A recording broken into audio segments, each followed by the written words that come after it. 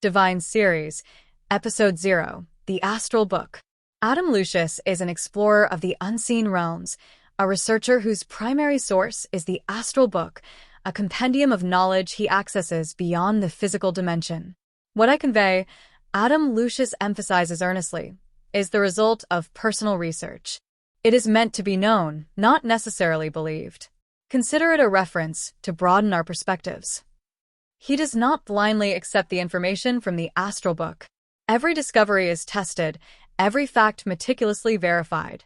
He cross-references data from the Astral Book with sacred texts existing in the world and further compares them with information found through Google searches.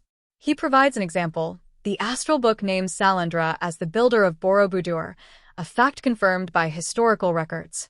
The book also points to the location of Atlantis near Brazil and mentions the existence of mermaids and the intricate system of God's work.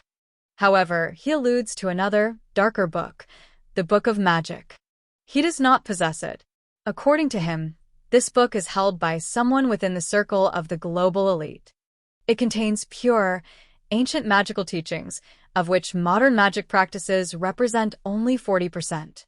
Most shockingly, the book details methods to control viruses and bacteria, not through spells, but through hidden logic and science.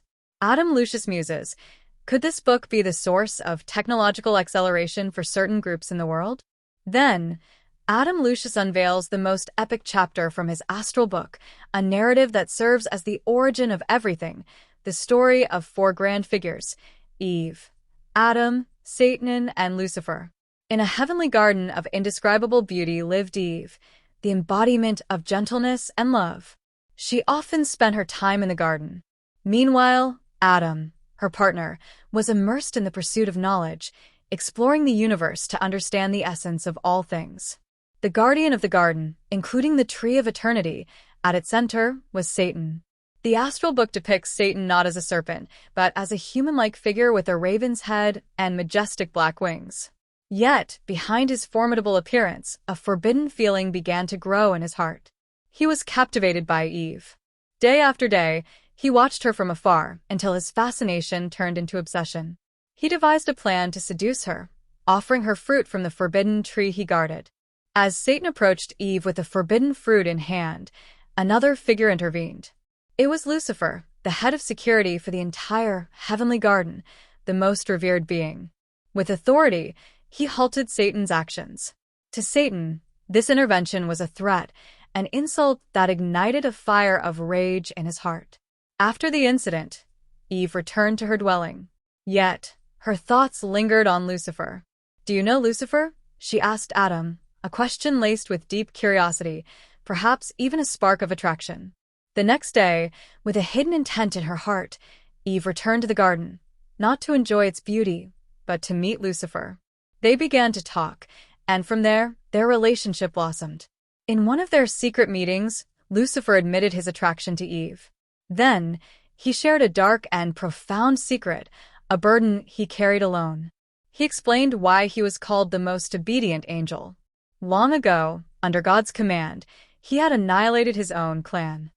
His clan was a chaotic and rebellious group. As head of security, he was tasked with destroying them.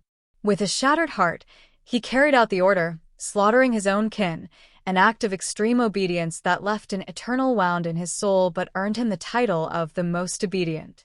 The bond between Eve and Lucifer deepened with each secret meeting. One day, near the tree of eternity, they committed a forbidden act.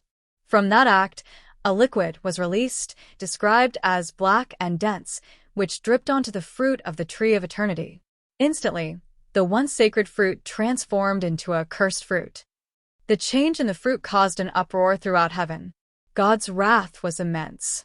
Eve, Adam, Satan, and Lucifer were dragged to the Great Hall, a celestial courtroom.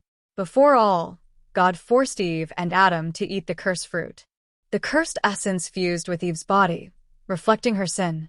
Adam, in his attempt to defend Eve, was also punished, but the essence did not fully integrate with him since he did not initiate the sin.